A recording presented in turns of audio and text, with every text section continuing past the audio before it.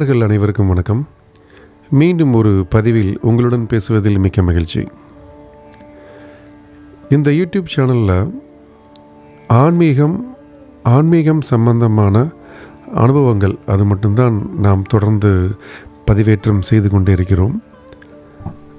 அந்த வரிசையில் மகான்களின் வரவு, மகான்கள் அப்படின்னா எனக்கு தெரிந்த ஒரே ஒரு சத்குரு சீரடி சாய்பாபா. என தெரியாதவர்களை பற்றி பேசுவதை விட நமக்கு நன்கு தெரிந்து நாம் வாழ்வில் அந்த குரு மூலம் நாம் பெற்ற அனுபவங்கள் அதை மற்றவர்களுக்கு பகிரும்போது அதில் நமக்கு இருக்கும் சந்தோஷம் அளவற்றது. அப்போ ஒரு சத்குரு, பொதுவாக இப்போ நம்மளுடைய பாபா சீரடி சத்குரு சாய்பாபா நம்முடைய வாழ்க்கையில் ஒரு என்ட்ரி கொடுக்குறாங்க அப்படின்னா நமக்கு அதை எப்படி உணர முடியும்? மேக்சிமம் இந்த பதிவை பாபாவினுடைய பக்தர்கள் தான் அதிகமாக கேட்டுக்கொண்டிருப்பீர்கள். இருந்தாலும் யாராவது ஒரு புதுசாக கேட்குறாங்கன்னு வச்சுக்கலாம், சில சிம்டம்ஸ் தெரியும். அதாவது பாபா நம்ம வாழ்க்கைக்குள்ளே வர்றாரு, நாம் இத்தனை வருடமாக விடை தெரியாத விஷயங்களுக்காக அல்லல் பட்டு கொண்டிருக்கும் பொழுது இதை எவ்வாறு மீட்டு வருவது அப்படின்னு தெரியாமல் நிறைய பேர் இருப்போம். எல்லாருமே அப்படி தான் இருந்தோம் ஒரு காலத்தில் நாமும். அப்போது இந்த போன்ற மகான்கள் நம் வாழ்வினுள் வரும் பொழுது ஒரு மாற்றங்கள் தெரியும். இந்த மாற்றங்கள் நான் அனுபவப்பட்டது, என்னை போன்று சில நண்பர்களும் அனுபவப்பட்டதை இங்கே பகிர்வு செய்கிறோம். ஒரு பிரச்சனையிலிருந்து வெளியே வர்றதுக்கு என்னென்ன முயற்சிகள் பண்ண முடியுமோ இது எல்லாமே நாம் செய்து கொண்டே இருப்போம். ஆனால் அதற்கு ஒரு தீர்வு அப்படிங்கிறது இருக்காது. ஒரு பிரச்சனையிலேருந்து முடிச்சுட்டு வருவோம், இன்னொரு பிரச்சனை வரும். அப்போ அந்த பிரச்சனையை முடிக்கிறதுக்கு உண்டான வேலையில் ஈடுபட்டு இருக்கும்போதே மனிதனுக்கு இன்னொரு பிரச்சனை வரும். ஏன்னா வாழ்க்கையில் பிரச்சனை இல்லாத மனிதன் முதல்ல கிடையவே கிடையாது. அதுதான் நிரசனம். ஏன்னா நம்ம வாங்கி வந்த பிறவி அப்படி. பிறவி அப்படிங்கிறது பொதுவாக மனித பிறவி அப்படி தான். ஏன்னா கர்மாவை கழிப்பதற்காக தானே வந்திருக்கோம். ஏதாவது ஒரு காலகட்டத்தில், ஏதாவது ஒரு நேரங்களில், ஏதாவது ஒரு பிரச்சனை மனிதனுக்கு வந்து கொண்டே தான் இருக்கும். அப்போ வராமல் இருக்காதா? அப்போ வாழ்க்கையில் நமக்கு மட்டும்தான் பிரச்சனை இருக்கா? அப்போ மற்றவங்கெல்லாம் ஏன் சந்தோஷமாக இருக்கிறாங்க, நமக்கு மட்டும் ஏன் இந்த மாதிரி ஒரு ப்ராப்ளம் இருக்குது அப்படின்னு நம்ம யோசிச்சிருப்போம். அதற்கு உண்டான விடை, இவர்கள் ஒரு சத்குருவின் பாதத்தை இறுக்கி பற்றி கொள்வார்கள். எனக்கெல்லாம் மைனஸில் இருந்தது பேங்க்கில். அப்போ தான் போய் பாபாவுடைய பாதத்தை பற்றினோம்.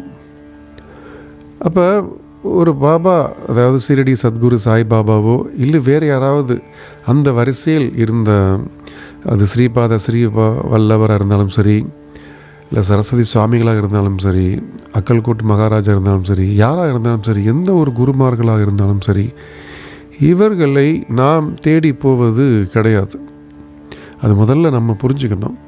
நம்ம என்ன எல்லாருமே நினச்சிட்டு இருக்கிறோம், யாராவது ஒருத்தர் ஒரு சத்குருவின் பாதத்தை பற்றி கொண்டு அவர்களுடைய மாற்றத்தை, அதாவது வாழ்க்கையில் அவர்கள் ஒரு மாற்றத்தை அடைந்து விட்டால் அவரை பின்தொடர்ந்து மக்கள் போய்கிட்டே இருப்பாங்க அப்படிங்கிறது நிதர்சனமான உண்மை. அதில் எந்த ஒரு மாற்று கருத்தும் கிடையாது. அப்போ ஒரு தொடர்ந்து ஒருவரை பின்பற்றி செல்லும் பொழுது ஒரு குருவை நாம் தேர்ந்தெடுப்பது அல்ல, இந்த குரு தான் நம்மளை தேர்ந்தெடுப்பார்கள். அது போன ஜென்மத்தினுடைய விட்ட குறை தொட்ட குறையாக இருக்கலாம். அவர்களுடைய அறிவுரைகளை நாம் பின்பற்றாமல் இருந்து அந்த பிறவியை முடித்து கொண்டு இப்பொழுது மீண்டும் அந்த கடமையை முடிப்பதற்காக நம்மை விட்டு சென்ற அதே, அதாவது நம்ம விட்டு சென்றல, நாம் தான், அது நம்முடைய முழு தவறு. நாம் விட்டு சென்ற அதே குருமார்கள் நம்மை மீண்டும் பற்றி கொள்வார்கள். எதற்கு அப்படின்னா, இந்த வாழ்க்கையில் அதாவது பிரச்சனை அப்படிங்கிறது வரும். அந்த பிரச்சனையை எப்படி சமாளிப்பது அப்படிங்கிறதுக்கு நாம் எவ்வளவுதான் முயற்சிகளையும் யோசனைகளையும் பண்ணிக்கிட்டே இருந்தாலும் இந்த மகான்கள் நமக்கு சொல்கிறது, அதாவது பொதுவாக சத்குரு சாய்பாபா போன்ற பெரிய பெரிய மகான்கள் நமக்கு என்ன சொல்லுவாங்க, அப்படி என்ன சொல்ல வர்றாங்க அப்படின்னா, என் மீது பாரத்தை போட்டுட்டு நீ உன்னுடைய கடமையை செய்து கொண்டே இரு அப்படிங்கிறது தான் நமக்கு இவர்கள் சொல்லும் ஒரு ஒரே ஒரு அறிவுரை, அவ்வளோதான், சிம்பிள். அப்போ இது எல்லாருக்குமே வேலை செய்யுமா அப்படின்னா, எல்லாருக்குமே வேலை செய்வதற்கு உண்டான சாத்தியக்கூறுகள் அதிகமாகவே இருந்தாலும் பலருக்கு இதனால் பலன் இல்லை அப்படிங்கிறத தான் வெளியே சொல்லாமல் மறைத்து வைத்து கொண்டிருப்பார்கள். அப்போ ஏன் சிலருக்கு மட்டும் இதனுடைய பலன்கள் கிடைக்கிது, பலருக்கு ஏன் கிடைக்கவில்லை அப்படின்னா, அதுதான் இப்போ நான் உங்களுக்கு சொல்ல வர்ற ஒரு விஷயம். அவர்கள் நம்பிக்கையும் பொறுமையும் வைத்திருப்பார்கள். ஏன்னா நிறைய பேர் என்ன நினைக்கிறாங்கன்னா, ஒரு குயிக் ரெமிடி, இதுதான் இப்போது ஆங்கில மருத்துவம் நமக்கு நம்மளுடைய வாழ்க்கையில் நமக்கு தெரியாமலே உள்ளே புகுந்து வந்துருச்சு. பழைய டாக்டர்ஸ் அப்படின்னா வைத்தியர்கள், பழைய காலத்து வைத்தியர்கள்லாம் அவர்கள் பொதுவாக என்ன சொன்னாங்க அப்படின்னா, ஒரு உடலில் சளியோ காய்ச்சலோ இது ஒரு 3-4 மாதங்களுக்கு ஒரு முறை வந்து தான் செல்லும். அப்படி வந்து சென்றால் நம்முடைய உடம்பு ஆரோக்கியமாக இருக்கின்றது அப்படிங்கிறது ஒரு அர்த்தம். அப்போ நாளடைவில் என்னாச்சுன்னா, இப்போ இருக்கிற வேலை பளுவில் உடனே தலைவலி அடிச்சதுன்னா உடனே ஒரு பெயின் கில்லர் மாத்திரையை போட்டுறணும், 5 நிமிஷத்தில் க்யூர் ஆகிட்டு நம்மளுடைய வேலை செய்ய ஆரம்பிச்சிருவோம். அப்போ என்னென்னா, இந்த மருந்து அதாவது குயிக் ரெமெடி அப்படின்னு நம்ம எடுத்துக்கிற இந்த மருந்து அந்த நிமிஷத்துக்கு வேலை செய்யும். அதுக்கப்புறம் உள்ளே மறைந்து ஒளிந்து இருக்கக்கூடிய அந்த வலி அங்கு தான் இருக்கும். அந்த வலி நமக்கு தெரியப்படுத்தாமல் இருப்பதற்காக தான் இந்த மருந்துகள் வேலை செய்யும். அப்போ முன்னாடி பாட்டி வைத்தியமோ நாட்டு வைத்தியமோ சித்த வைத்தியமோ அப்படி கிடையாது. இந்த தலைவலி எதற்காக வந்தது அப்படிங்கிறத அந்த ஒரு கருவை, அந்த மூலக்கருவை பிடித்து அதை சரி செய்து அடுத்து ஒரு 4-5 மாதத்துக்கு இந்த தலைவலி அப்படின்னா என்னென்னு நமக்கு தெரியாத அளவுக்கு ஒரு அழகான ஒரு ரெமெடி அது கொடுத்துட்டு போகும், லாங் டேர்ம் ரெமெடி அது. அப்போ இது போல் ஒரு பிரச்சனை அப்படின்னு வந்தால் உடனே இன்றைக்கி பிரச்சனை வந்துருச்சுன்னா நாளைக்கு எப்படி இதை விட்டு வெளியே வர்றது அப்படிங்கிறதுல தெரியுது. அதுதான் மனிதர்கள் ஃபுல்லாக மனதில் ஏற்றிக்கிட்டு இதைத்தான் பின்பற்றி அநேகமான மனிதர்கள் செய்து கொண்டிருக்கும் தவறு இதுதான். அப்போ இந்த பிரச்சனை எதற்காக வந்தது, இதனுடைய மூலக்கூறு என்ன, இதனுடைய காரணகர்த்தா யார், காரியகர்த்தா யார், இந்த பிரச்சனை நமக்கு வர்றதுக்கு நாம் என்ன பண்ணணும் அப்படிங்கிற எதை பற்றியுமே யோசிக்காமல் ஏதாவது ஒரு ரூபத்தில், அது பணம் விரயம் செய்தோ இல்லை பொருள் விரயம் செய்தோ இல்லை தன்னுடைய நற்பெயரை கெடுத்துக்கொண்டோ ஏதாவது ஒன்று செஞ்சு இதிலிருந்து வெளியே வரணும் அப்படின்னு தான் நம்ம முயற்சி பண்ணிகிட்டு இருப்போம். அப்போ உண்மையிலேயே இது போன்ற பாபாவை போன்ற சத்குரு அவருடைய பாதத்தை பற்றியவர்கள் எப்படி இருப்பாங்க அப்படின்னா, ஒரு பிரச்சனை வந்துருச்சு அப்படின்னா அசால்ட்டை தூக்கி அந்த பிரச்சனையை தூக்கி பாபா தலையில் மொத்தமாக வச்சுருவாங்க. அது எவ்வளோ பெரிய பிரச்சனையாக இருந்தாலும் சரி, பாபா எனக்கு கொடுத்த வாழ்க்கை, வர்ற பிரச்சனையை நீங்களே பார்த்துக்குங்க அப்படின்ட்டு தூக்கி ஒன்று அவர் தலைமையில் பாரத்தை போட்டுட்டு கிளம்பி மற்ற வேலையை பார்த்துட்டே இருப்பாங்க. நாள் படைவில் என்ன ஆகும்னா இந்த பிரச்சனைங்கிறதே காணாமல் போயிருக்கும். அப்போ அது போன்ற ஒரு அனுபவத்தை ஒருவர் பெறும்பொழுது என்ன பண்ணுவாங்க அப்படின்னா, மீண்டும் அந்த தவறு நடக்கக்கூடாது அப்படிங்கிறதுல ரொம்ப கவனமாக இருப்பாங்க. அதுதான் அப்போ நமக்கு ஒரு ப்ராப்ளம் அப்படின்னு இருக்கும் பொழுது, நாம் ஒரு குருமாரை காலை பற்றும் பொழுது நாம் என்ன செய்ய வேண்டும் அப்படின்னா, முதல்ல அவர்கள் மீது நம்பிக்கை, அந்த நம்பிக்கையின்பால் அது எப்படினாலும் அந்த பிரச்சனை நமக்கு இந்த குருநாதர் தீர்த்து வைப்பார், சத்குரு தீர்த்து வைப்பார் அப்படிங்கிற ஒரு பொறுமை நமக்கு இருக்கணும். வெயிட் பண்ணணும். எதுவுமே ஒரே நாளில் தீர்வு கிடைக்காது. அப்படியே தீர்வு கிடைத்தாலும் அது நிரந்தர தீர்வு இல்லை. அப்போ சத்குரு வாழ்வில் நம்மளுடைய வாழ்க்கையில் என்ட்ரி ஆறாங்க அப்படின்னா, அவர் நம்மை தேடி வரும் பொழுது ஒரு சிம்டம்ஸ் வரும். ஏதாவது ஒரு இடத்தில் பாபாவினுடைய புகைப்படத்தை நாம் தொடர்ந்து பார்த்து கொண்டே இருப்போம். நம்ம கண்ணில் பட்டுக்கிட்டே இருக்கும். சில பேருக்கு எப்படின்னா கனவுல வந்துட்டு போவாங்க. என்னடா இங்கே நம்ம இந்த முகத்தை எங்கேயோ பார்த்துருக்கோமே அப்படின்னு நிறைய பேர் குழம்பிகிட்டு இருக்கும் பொழுது திடீர்னு பார்த்தீங்கன்னா ஒரு ஆட்டோ பின்னாடி பாபாவுடைய ஃபோட்டோ இருக்கும். இல்லை ஏதாவது ஒரு பேனரில் பாபாவுடைய ஃபோட்டோ பார்ப்பாங்க. இல்லை டிவி சேனல்ஸ் மாற்றிட்டு இருக்கும்போது இந்த சாய்பாபாவுடைய முகம் அங்கே வந்து போகும். அப்போ இதுதான் நம்முடைய வாழ்க்கையில் சத்குருவின் வருகை வருகிறது அப்படிங்கிறதுக்கு அதுதான் ஒரு உதாரணம். நம்ம ஒரு சிம்டம்ஸ் அதுதான். அதை பிடிக்கும் பொழுது என்னென்னா ஒரு ரிப்பீட்டடாக வந்துகிட்டே இருக்கும். தொடர்ச்சியாக ஏதாவது ஒரு நேரகட்டத்தில் ஏதாவது ஒரு காலகட்டத்தில் நாம் இந்த சத்குருவின் முகத்தை ஏதாவது ஒரு ரூபத்தில் நாம் பார்த்து கொண்டே இருப்போம். அப்படி வந்துருச்சா ஒரு வாரத்துக்கு மேலே, ஒரு 10 நாளுக்கு மேலே, இல்லை ஒரு 21 நாள், ஒரு மாதம் அப்படிங்கிறதுக்கு மேலே இது போன்ற பாபா இது போன்ற பெரிய பெரிய மகான்கள் நம்மை பார்த்து கொண்டே இருக்கிறார்கள் அப்படின்னா ஒன்றுமே இல்லை. இருக்கிற எல்லாத்தையும் மறந்துட்டு அங்கே போய் அவங்க காலை பிடிச்சிங்க. எத்தனை பெரிய பிரச்சனைகள் இருந்தாலும் சரி, எவ்வளவு பெரிய துன்பங்கள் இருந்தாலும் சரி, அது தானாக காணல் நீர் போர் கரைந்து போவதை நம்மால் பார்க்க முடியும். சரி, இதை எப்படி இவ்வளவு ஸ்ட்ராங்காக அடித்து சொல்கிறீங்க அப்படின்னா, இது எனக்கு மட்டுமல்ல, என்னுடைய எத்தனையோ நண்பர்கள் எனக்கு சொன்ன சில விஷயங்கள். அவங்க அதான் சொல்லுவாங்க, சார் நீங்கள் ஒன்றும் இல்லை, அந்த ஷிரடி சாய்பாபா அவருடைய அந்த சாய் சச்சரித்திரத்தை முழுசாக படிங்க சார். அதில் வாழ்க்கைன்னா என்ன, ஒரு மனிதன் என்ன செய்யணும், எப்படி இருக்கணும் அப்படிங்கிறது அவ்வளவு தெளிவாக அந்த புத்தகத்தில் இருக்கும். அதை படிங்க அப்படிம்பாங்க. அது சில பேர் இன்னும் மூட நம்பிக்கை என்ன சொல்லுவாங்க, ஒரு 7 நாளில் படித்து முடிக்கலாம்.